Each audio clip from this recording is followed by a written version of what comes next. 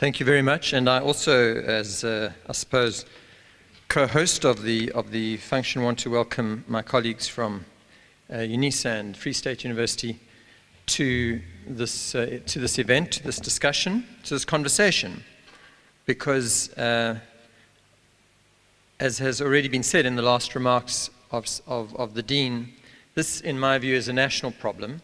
It's a problem that affects all universities, and we need to tackle it together.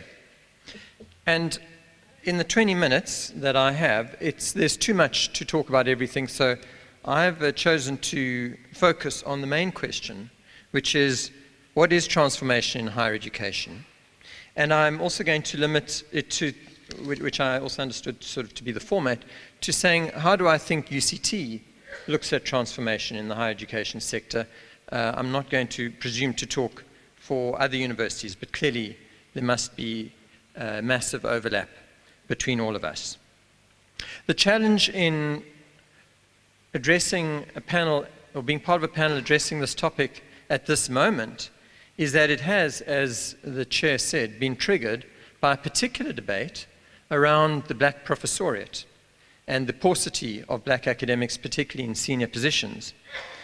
In the UCT context, that follows hot on the heels of the debate earlier this year around admissions policy, and a debate which we have been encouraging and following for the last 3 or 4 years, at least, on the admissions policy. And both of those, of course, are about representativity. And so it's very easy, firstly, for the discussion on transformation to take a narrow focus that is on representativity, and it's easy for it to become something about which one becomes defensive and responds in a way that makes excuses. And so to avoid both of those, I want to spend the first 10 minutes of my talk talking about the other aspects of transformation. So representativity, in my view, and I think in a UCT view, if I may be so bold as to say that, representativity is one element of transformation. And I think we do transformation a huge disservice if we answer the question, what is transformation in higher education, by focusing only on representativity.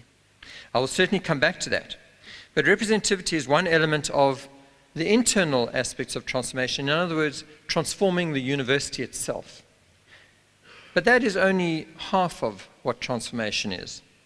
Transformation is very much about transforming society, and I think the question is, what is the role of the university in transforming society? And I'm going to identify 8 areas that I think they don't exhaust the field, but they highlight what at UCT we would see as our transformative role. The first is simply to educate people.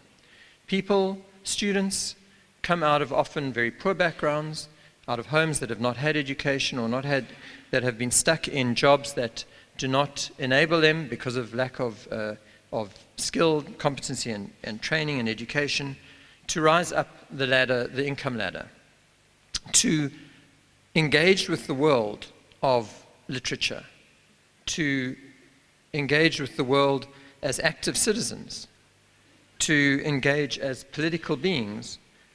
These are all the transformative effects of education, and we mustn't forget that that is probably where we have our maximum impact if we do it right.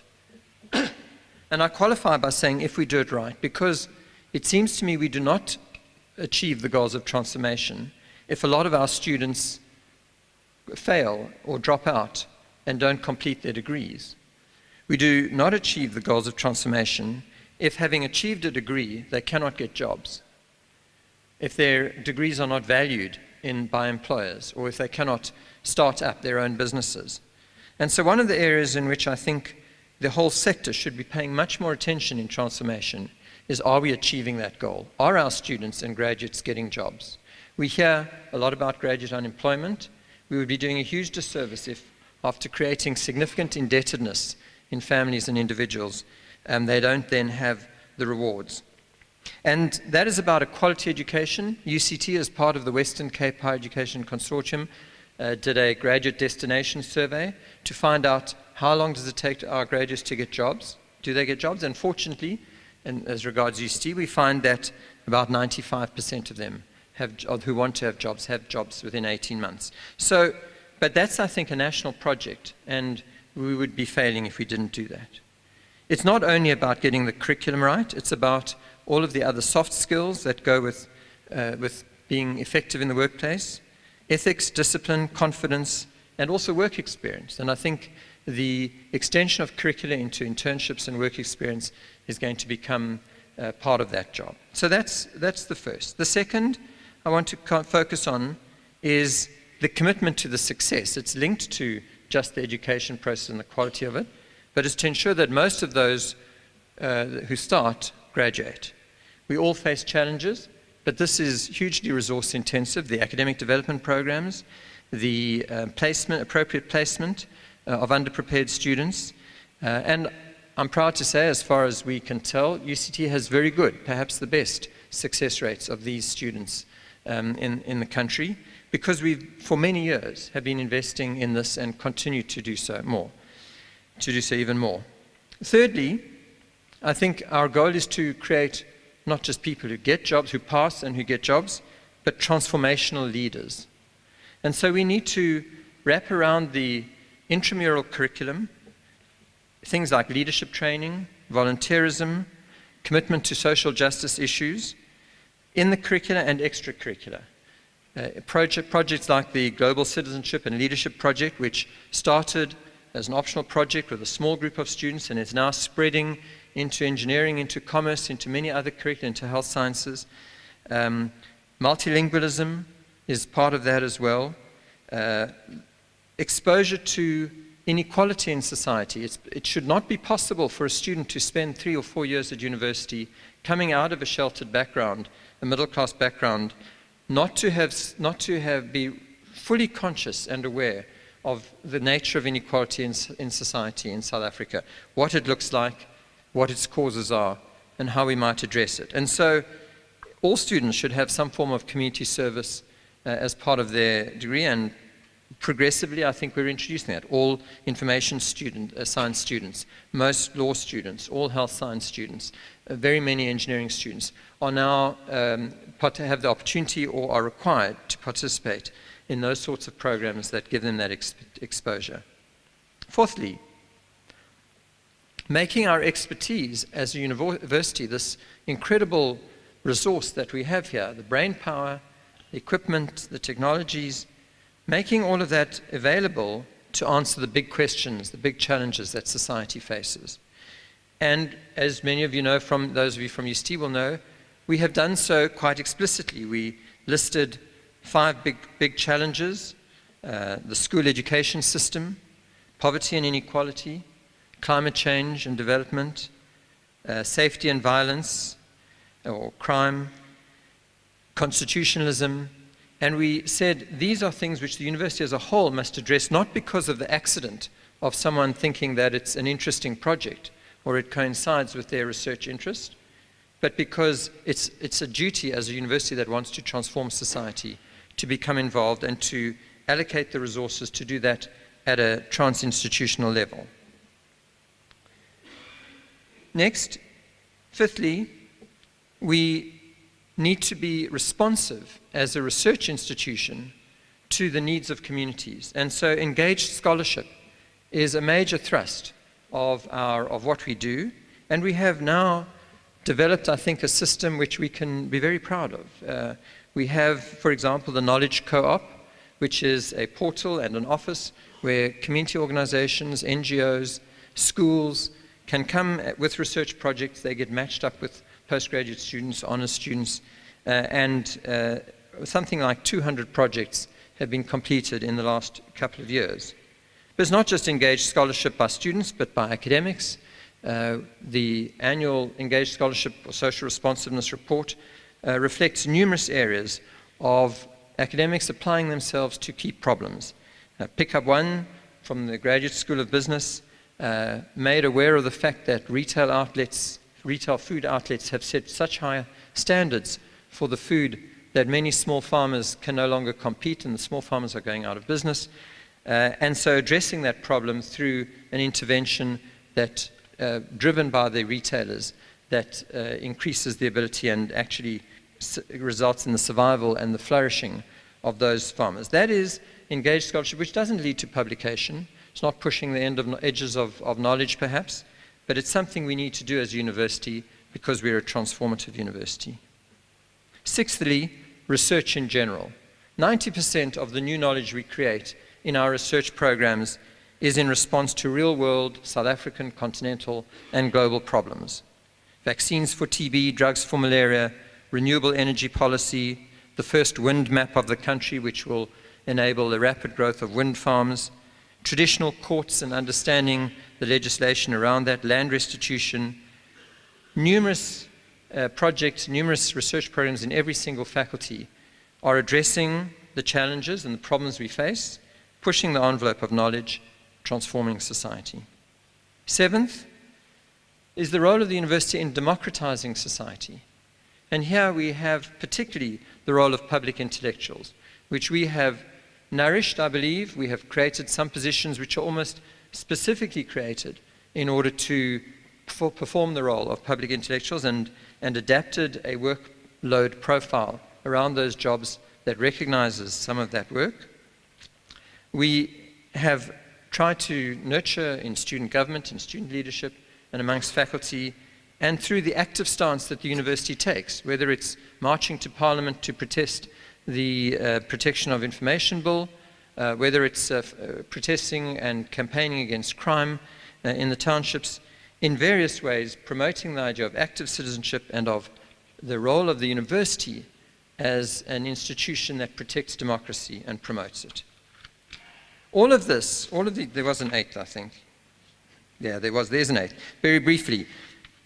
Also an external factor, and I noticed someone very often I associate this hall with opera, and there's a couple of representatives from the opera school, and I was reminded that one of the ways in which I believe we transform the world externally is through changing the perceptions of people outside South Africa. And opera is a wonderful example of how we have found some of the best voices in the world, helped them train and nurture those talents, put them on the stages at La Scala and at the Met in New York, and are changing what the world thinks opera is, who it belongs to, is shifting it from being a genre which is European to a form of music that we all own, and that is as much a black art form as a white art form. That is transformative. So all of this is by conscious choice. These transformative activities that are externally oriented haven't happened by accident. They have been choices we've made about how we allocate our resources. We get no points in the rankings from the Knowledge Co-op or from the Schools Improvement Initiative. Our global reputation is scarcely influenced by the extensive policy work we do with government.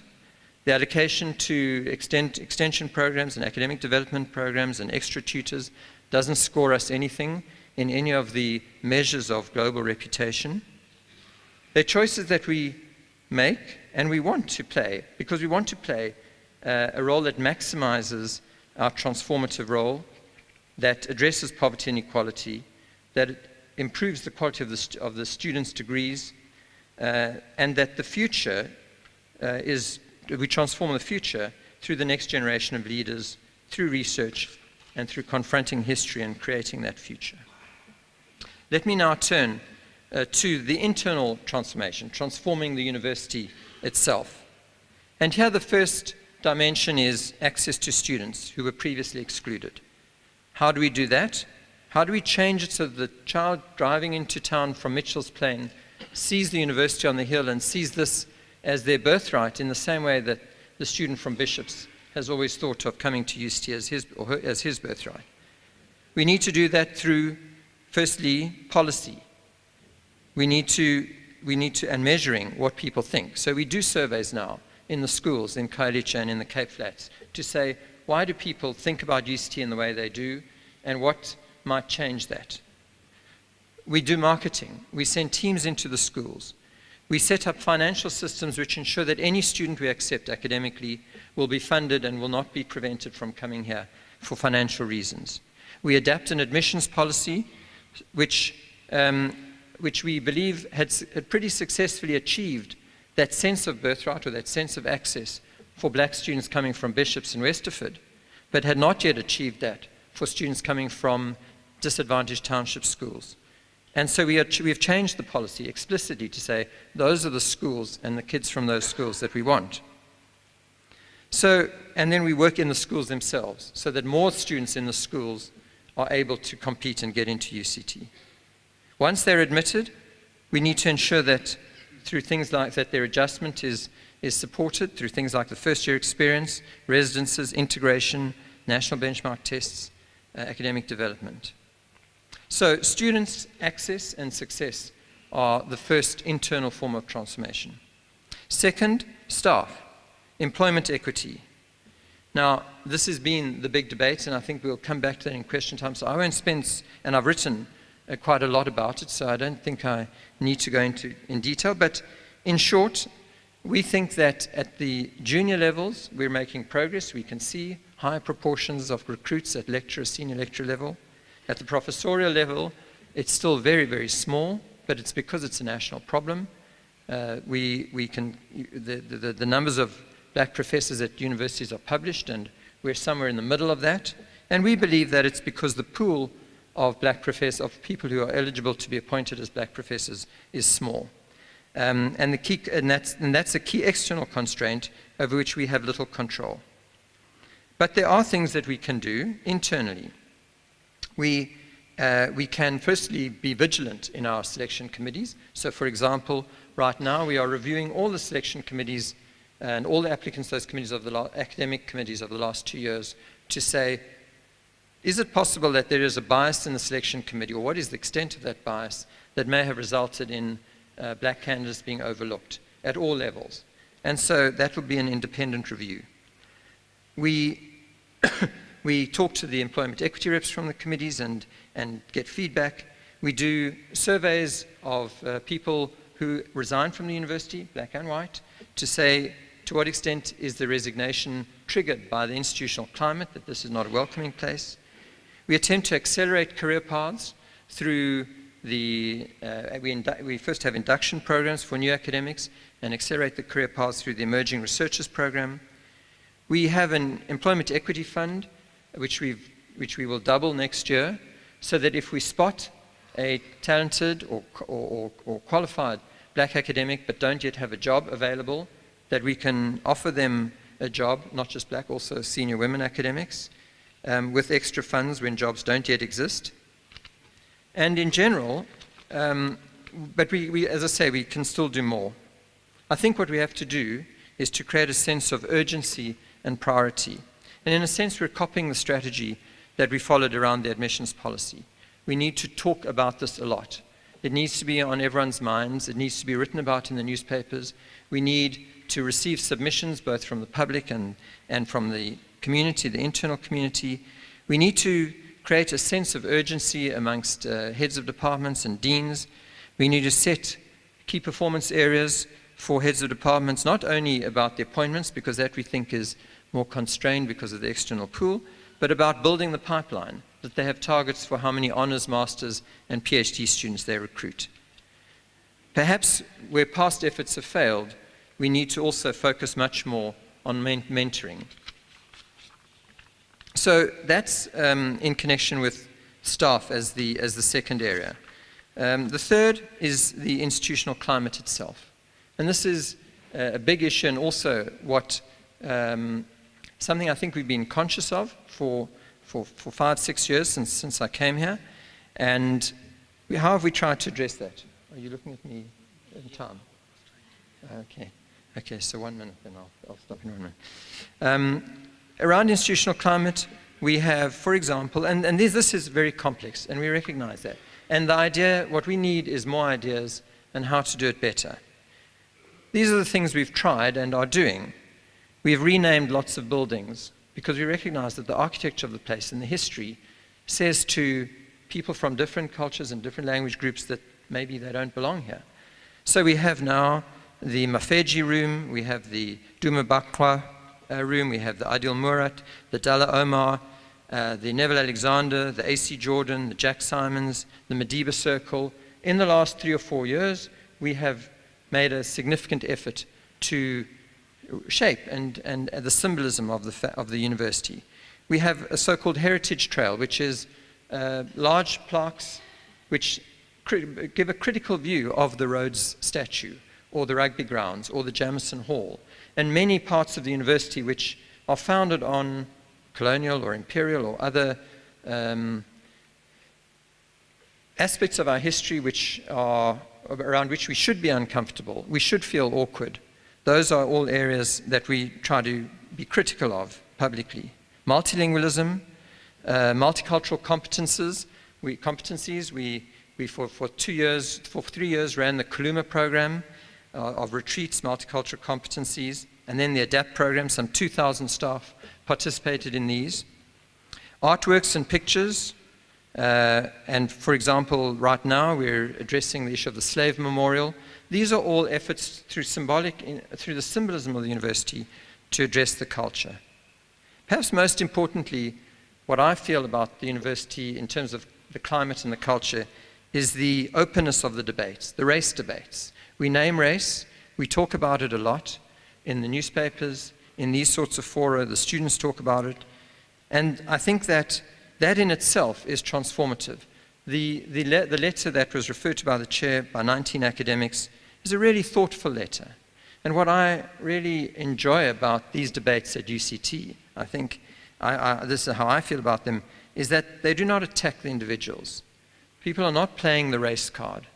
They attack the ideas. They criticize the arguments. And that is an enormously healthy feature, and that itself is transformative.